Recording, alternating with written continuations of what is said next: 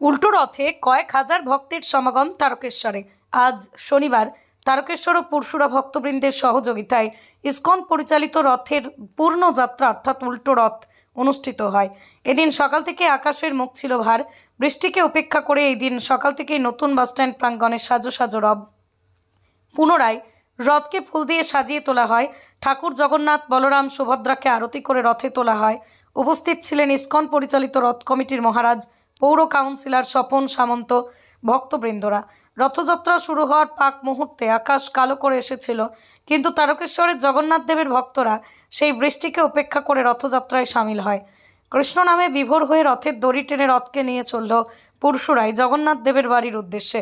এ বিষয়ে কমিটির পক্ষ থেকে আত্মানন্দ গৌরদাস বলেন, রথযাত্রা উপলক্ষে টানা এক সপ্তাহ তারকেশ্বর নতুন বাসস্ট্যান্ডে কৃষ্ণ নামের জোয়ার এসেছিল। প্রতিদিন হাজার হাজার ভক্তরা এই অনুষ্ঠানে এসে কৃষ্ণ নাম শ্রবণ করছে, কৃষ্ণ নামে বিভোর হয়েছে। তাই তো আজ পূর্ণ যাত্রায় সকলের চোখে জল। আগামী দিনে এই ভক্তের সংখ্যা হাজার থেকে লাখে পৌঁছবে। আমাদের এই রথযাত্রার একটা দৃষ্টান্ত তৈরি করবে বলেই তিনি জানান। পাশাপাশি তিনি আরও কি জানালেন তা দেখে নেব।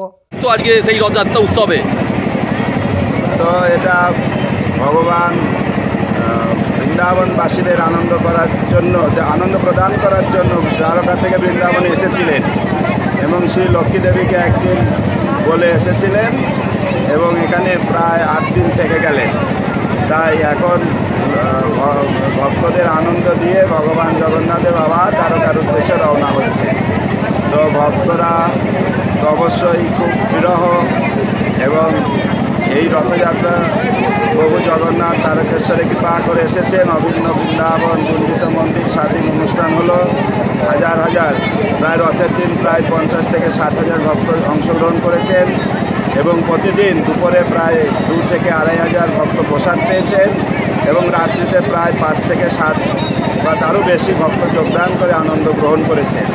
আজ এই উল্টো রথে প্রায় 7.5 কিলোমিটার তারকেশ্বর থেকে পরশুরা পর্যন্ত এই জগন্নাথের রথযাত্রার মহাসমারোহে শোভাযাত্রা অনুষ্ঠান হবে এবং সমস্ত ভক্তগণ আনন্দ গ্রহণ করবেন জগন্নাথের নাম সংকীর্তনে। এবং আমরা ইতিমধ্যেই জগন্নাথ দেবের যে প্রিয় অপ্রাকৃত প্রসাদ, খিচুড়ি প্রসাদ আমরা বিতরণ করছি এবং রাস্তাতে প্রসাদ বিতরণ হবে এবং জগন্নাথ যে এখানে বিদ্যাসাগর, পরশুরা বিদ্যাসাগর ভবনে গিয়ে সমাপ্তি হবে, ওখানেও আমরা সমস্ত ভক্তদের মাঝে প্রসাদ বিতরণ করব। এবং আমি আত্মানন্দ গৌরদাস সকলকে, সমস্ত ওয়ার্ল্ড বা যে সমস্ত অনলাইনের দর্শক সকলের কাছে উপস্থিত সমস্ত ভক্তদের কাছে আমি নিবেদন করব, আমাদের এখানে ইসকনের কেন্দ্র প্রতিদিন সকাল মঙ্গল আরতি, সিঙ্গার আরতি, ভোগ নিবেদন, সন্ধ্যা আরতি এবং সাপ্তাহিক মহামিলন অনুষ্ঠিত হয় এবং আমাদের যে কার্যক্রম গৃহে থেকে কৃষ্ণ ভক্তি অনুশীলন করে সুখময় সংসার গড়ে তোলা যায়। তো সকলকে আমরা অনুরোধ করবো আমাদের সঙ্গে যোগাযোগ করতে, যারা সুখময় পরিবার গড়ে তুলতে চান কৃষ্ণ ভজন আরাধনার মাধ্যমে। হরে কৃষ্ণ কৃষ্ণ কৃষ্ণ হরে হরে, হরে রাম রাম রাম হরে হরে। একই সাথে জানতে পারলাম আগামী দিনে মন্দির নির্মাণ হবে, সেই বিষয়ে যদি একটু বলে দেন। তো আমরা প্ল্যান প্রস্তুত করেছি, প্রতিদিন এখানে হাজার হাজার ভক্ত দর্শন করবে, জগন্নাথের কৃপা লাভ করবে এবং আমরা 18 সালে জায়গা পেয়েছি। কিছু টেকনিক্যাল বা কিছু অফিসিয়াল সমস্যার জন্য আমরা সেটাকে সাকসেস হতে পারিনি। তো এখন সমস্ত সমস্যা কাটিয়ে আমরা এখন যে মন্দির নির্মাণ হবে 75% আমরা প্ল্যান প্রস্তুত এগিয়েছি। আর রথের পরে হয়তো আমরা বর্ষা পেরিয়ে গেলে আমরা এই মন্দিরের কাজ শুভ সূচনা করব। তাই সমস্ত অনলাইন এবং ভক্তদের যারা রয়েছেন অনলাইনে যারা দর্শন করছেন সকলের কাছে আমার অনুরোধ, আপনারা যেভাবে পারবেন এই মন্দির নির্মাণ কাজে সহায়তা করবেন। হরে কৃষ্ণ। সেটা কোথায় নির্মাণ হবে একটু বলুন।